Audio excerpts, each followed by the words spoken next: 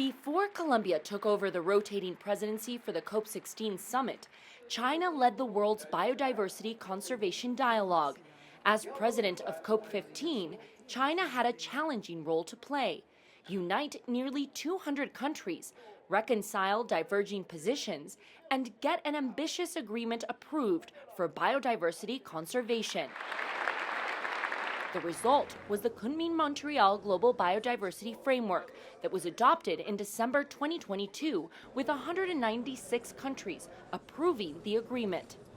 Ahead of the COP16 summit, countries were encouraged to present their national biodiversity strategies and action plans to be in line with the new Global Biodiversity Framework.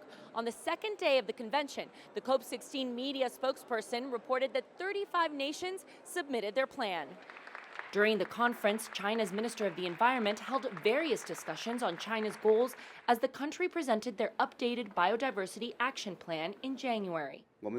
We launched a new version of NBSAP in January this year with the vision of building a beautiful China where people and nature coexist in harmony, and proposed China's biodiversity conservation goals for 2030 and 2035.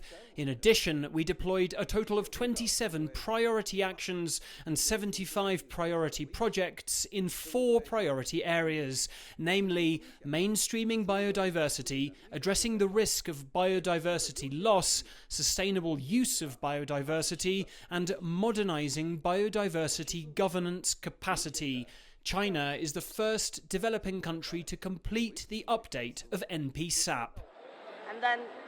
Dr. Lin Li is Senior Director of the Global Policy and Advocacy at World Wildlife International. She previously led WWF's China Conservation Program for 11 years.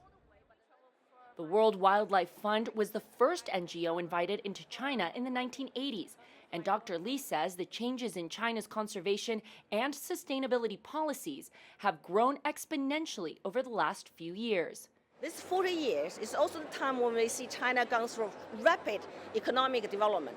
And we know when the economic development is really rapid, nature suffers. So it's critical to remember that nature sustains us, even the economy development.